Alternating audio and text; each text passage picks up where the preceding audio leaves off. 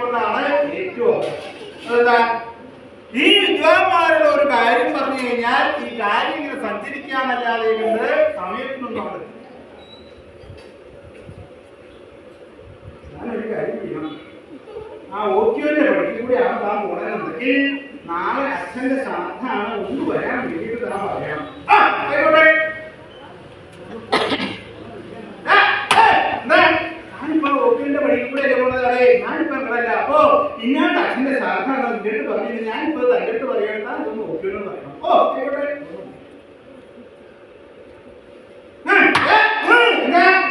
ഞാനിപ്പോ ഇവിടാണോ? അതെ അതെ ഇങ്ങോട്ട് അച്ഛന്റെ ആ ശ്രാദ്ധാണ് അവിടെ പറഞ്ഞിട്ടുണ്ട്. അത് ഇയാളുടെ പറഞ്ഞിട്ട് അത് എന്റെ അടുത്ത് പറഞ്ഞു. ഞാൻ ഇപ്പൊ തന്റെ അടുത്ത് പറയണ ഇതൊന്ന് ഓക്യോന്ന് പറയണം.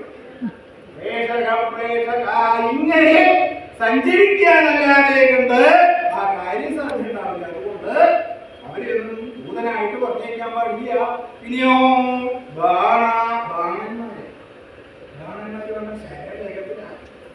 ഇത് കാര്യങ്ങൾ പറയുമ്പോൾ എനിക്ക് ഓടേണ്ടി. അതെ താനൊന്ന് അവിടെ പോയിട്ട്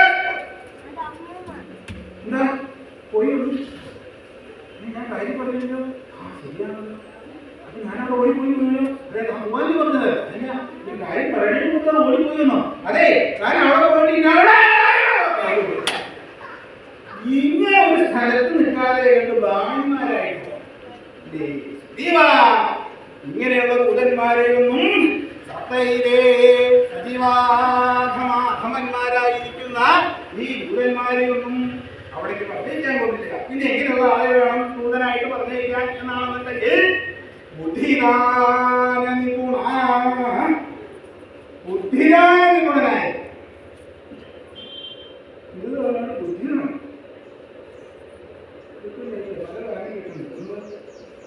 പശുദാനം, രക്തദാനം, മനസ്സിലായി? എന്താ അന്നദാനം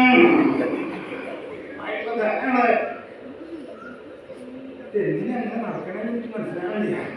എനിക്ക് വല്ല ദാനം തരാൻ വേണ്ടിയിട്ടാണോ ഇല്ലാത്തത് കൂടെ അറിയില്ല. നേരെയായി നോക്കപ്പോൾ നടക്കാൻ അറിയില്ലേ. ഈ ബുദ്ധിദാനം ഒരു കാര്യം തന്റെ ബുദ്ധി ഇയാൾ കൊടുക്കാം.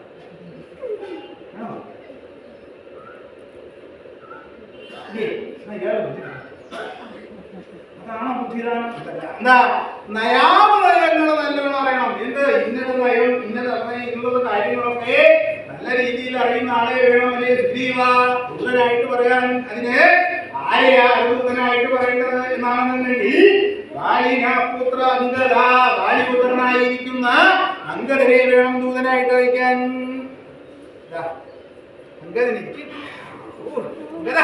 വരൂ തന്നെയാ ദൂതനായിട്ട് അയക്കാൻ.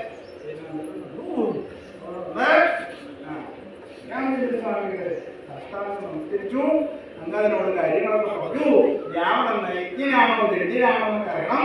ഇനി അങ്ങനെയല്ല എന്നുണ്ടെങ്കിൽ എന്താ ആ ഗംഗാരാജാവായിട്ട് വിഭീഷണനെ അഭിഷേകം ചെയ്യുന്നുള്ള കാര്യം കൂടി പറഞ്ഞിട്ട് വേണം വരെ എന്നൊക്കെ പറഞ്ഞ് ആ അങ്കദനെ ദൂതനായിട്ട് അവിടെ തന്നെ അങ്കദൻ ദൈവം ഭഗവാനെയൊക്കെ നമസ്കരിച്ചതിന് ശേഷം അവിടുന്ന് തിരിഞ്ഞ് പോകുന്നു. കഴിഞ്ഞ് നോക്കിയപ്പോഴാണ് അനവധി മാന്യരത്താന്മാരുണ്ട്. ഇവരോടൊക്കെ യാത്ര പറഞ്ഞിട്ട് പോയില്ല എന്നുണ്ടെങ്കിൽ എനിക്ക് അവിടെ പോയിട്ട് വല്ല ആപത്തും പറ്റിക്കഴിഞ്ഞാൽ പറയുകയോ അങ്കദൻ ഇവിടുന്ന് പോയിട്ട് എന്താക്കേ അവിടെ പോയി സിദ്ധി പിടിയെന്നാണ് തോന്നുന്നത്. നമുക്ക് പോയി അന്വേഷിക്കുക ഒന്ന് നോക്കിയിട്ടൊന്ന് പറയുകയും ചെയ്യാനേ. അപ്പോ ഇവരുടെ സഹായം വേണം. അതുകൊണ്ട് യാത്ര പറയാമെന്ന് വിചാരിച്ചത് ഞാൻ പോയിട്ട് വരാം, പ്രാർത്ഥിക്കണം.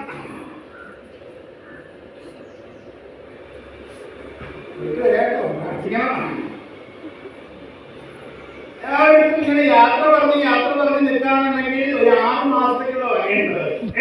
അപ്പോ രാമചന്ദ്രസ്വാമി ചോദിച്ചായി അങ്കദൻ പോയിട്ട് എന്തായി? അങ്കദൻ പോയിട്ടില്ല, യാത്ര പറയാൻ കഴിഞ്ഞിട്ടില്ല.